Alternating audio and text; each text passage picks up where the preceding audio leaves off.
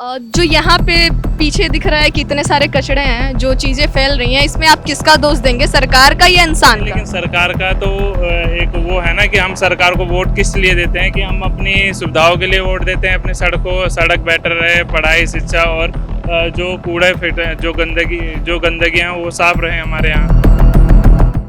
नगर निगम की कितनी गाड़ियाँ आती हैं इधर? यहाँ कोई गाड़ी नहीं आती अभी। शिकायत नहीं करने गए इसके बारे में कि कोई गाड़ी नहीं आती है? अपने पहले इंसानों का भी है कि रोडों पे कूड़ा फेंक देते हैं। और सबसे ज्यादा कचरा कौन फैलाता है, यहाँ की जो इंडस्ट्रियल एरिया के लोग हैं वो, या जो झुग्गी बस्ती वाले लोग हैं वो? झुग्गी बस्ती कितना निकलता है? आप बताओ कितना निकलता है? थोड़ा बहुत निकलता है, 10% भी नहीं आता। तो वो भी फेंका जाता है उधर? वो तो फेंकते ही है और कहाँ जाएंगे। कैसी कैसी मुसीबतों का आपको सामना करना पड़ता है बाबू? ना पानी जम जाता है और हमें इसमें से ऊपर से जाना पड़ता है। जगह जगह पर अंबार है, कचड़ों का बहार है। दिल्ली के ये जो कचड़े हैं यही अब इसकी बनती जा रहे हैं पहचान है।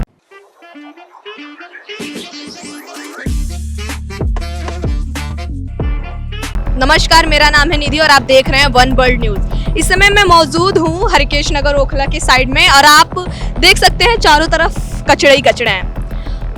बीजेपी की सरकार है, डबल इंजन सरकार, ट्रिपल इंजन सरकार कहा जाता है, जिनका एक नारा होता है कि भाई गौ हमारी माता है, इनकी रक्षा करना है, गौ रक्षा करना है। और यहाँ पे आप देख लीजिए तो गायें कचरा खा रही हैं पॉलिथीन से।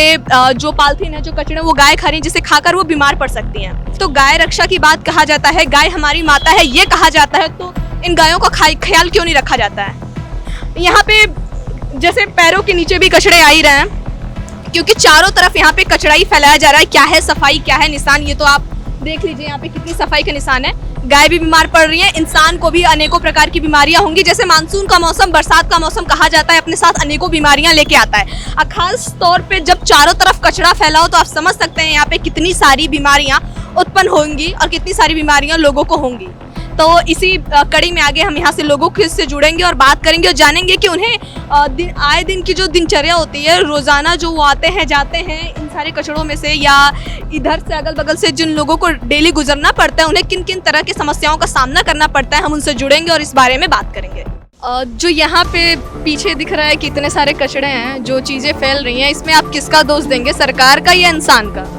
मैम पहले तो अभी हम अपने पहले इंसानों का भी है कि रोडों पे कूड़ा फेंक देते हैं। और मेन पर्पस होता है गवर्नमेंट का कि हम किस हिसाब से लोगों को सुविधाएं दे रहे हैं। बट सरकार तो यहाँ पे कचड़े फेंकने नहीं आती है ना? सरकार नहीं आती, लेकिन सरकार का तो एक वो है ना कि हम सरकार को वोट किस लिए देते हैं कि हम अपनी सुविधाओं के लिए वोट देते हैं, अपनी सड़क बेटर रहे, पढ़ाई शिक्षा और जो कूड़ा जो गंदगी है वो साफ रहे हमारे यहाँ। जो इंडस्ट्रियल एरिया है वहाँ से कचड़े ज़्यादा फैल रहे हैं क्या, ऐसा?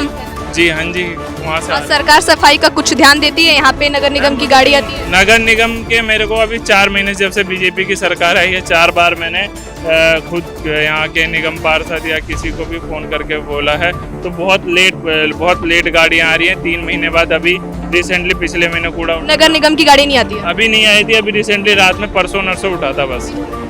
आप डेली इस रास्ते से आते जाते हैं और बरसात में भी मतलब गंदगी और ज़्यादा फैल जाती होगी, तो कौन कौन सी समस्याएं होती हैं जो डेली आपको फेस करना पड़ता है?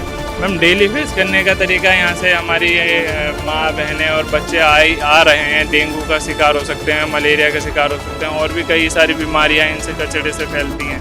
सांस लेने में दुविधा या कुछ ऐसा जो होता है कि दुर्गंध जो फैल जाती है, तो सांस लेने में किस तरह की दिक्कतों का सामना होता है, या बहुत ज़्यादा घुटन टाइप का फील होता है? मैम अभी तो आप यहाँ पर खड़े हैं, घुटन तो हो ही रही है, खड़े होने से कितनी बुरी तरीके से स्मेल मार रहा है ये जगह। कचड़े का अंबार है, इसके बारे में आप क्या कहना चाहेंगे? ये कचरे को लेकर के निगम पार्षद जी से कई बार बात हो चुकी है। वो कहते पिछली सरकार ने स्टैंडिंग कमेटी का गठन नहीं किया था, इसलिए ये जो कंपनी जो कूड़ा उठा रही थी उसका टेंडर खत्म हो चुका है। अभी चुनाव हुए हैं और यहाँ जो चेयरमैन बना है, अभी स्टैंडिंग कमेटी बनेगी तब समय से कूड़ा उठेगा। तो जो गाय भी कचरा खाती है, प्लास्टिक खाती है, गाय भी बीमार पड़ रही है, इसके बारे में क्या कहेंगे? गाय के लिए कुछ कर रही है कमेटी, कुछ लोगों को उठा रही है, कुछ गाय को ले जाती है, और कुछ लोगों ने गाय ले के ऐसी छोड़ रखी, शाम को दूध निकाल लेते। कुछ तो कमी हम लोगों की भी है, जिन लोगों ने गाय पाल रखी है उनको बोलो तो उन्हें लगता है शायद हमारे लिए बड़ी मुसीबत हो गई है। सरकार जितने लोगों को उठाती है वो कुछ बाद में छोड़ देते हैं, किसी को ठप्पा लगा देती है, किसी को छोड़ देती है। सबसे ज्यादा कचरा कौन फैलाता है, यहाँ की जो इंडस्ट्रियल एरिया के लोग हैं वो, या जो झुग्गी बस्ती वाले लोग हैं वो? झुग्गी बस्ती कितना निकलता है? आप बताओ कितना निकलता है? थोड़ा बहुत निकलता है, 10% भी नहीं आता। तो वो भी फेंका जाता है उधर। वो तो फेंकते ही यही है और कहाँ जाएंगे। और ये जो इंडस्ट्रियल क्या वो भी फेंक देते हैं? इंडस्ट्रीज का भी कूड़ा यहीं डलता है, सारा कूड़ा तो इंडस्ट्रीज का ही है। नगर निगम की कितनी गाड़ियाँ आती हैं इधर? यहाँ कोई गाड़ी नहीं आती अभी। शिकायत नहीं करने गए इसके बारे में कि कोई गाड़ी नहीं आती? है। तो सरकार ने क्या कहा? जो पार्षद है उन्होंने क्या कहा? उन्होंने बोला अभी हमारे पास गाड़ियाँ कम है। ये जो कचड़े फैले हैं इसके बारे में आप क्या कहना चाहेंगे? हम कहना चाहेंगे कचरा उड़ जाए और हमारी मुसीबत खत्म हो जाए।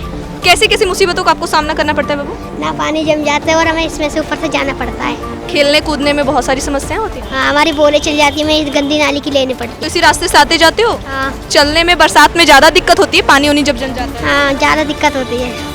पानी जमाव के कारण पानी खेलने में भी दिक्कत होती है। तो क्या कहना चाहोगे इस बारे में? इस बारे में हमें कहना चाहूँगा ना पे पानी ना जमे और ना कूड़ा उड़ जाए। दिल्ली का यही तो हाल है, कचड़ों से लोग बेहाल हैं। अभी हम यहाँ पे हरिकेश नगर ओखला में थे, लोगों से बात किया, कचड़ों के बारे में उनकी समस्याओं को जाना, बरसात में कैसी दिक्कतें होती हैं, कैसी परेशानियां होती हैं, इसके बारे में बात किया। कुछ बच्चों ने भी बताया कि वो जब खेलते हैं उनकी बॉलें चली जाती हैं या चीज़ें हैं, लोग बताते हैं कि अनेकों बीमारियां होती हैं, लेकिन जब वो कहने जाते हैं, शिकायत करने जाते हैं, तब होता है अभी टेंडर पास होगा तो कचड़े साफ होंगे, या तो अभी गाड़ियाँ कम है, गाड़ियाँ जब बढ़ेंगी तो कचड़े साफ होंगे, ये बोल के उन्हें भी हटा दिया जाता है। यही यहाँ की कहानी है। ऐसे ही अन्य खबरों के लिए आप जुड़े रहिए वन वर्ल्ड न्यूज़ से और देखते रहिए।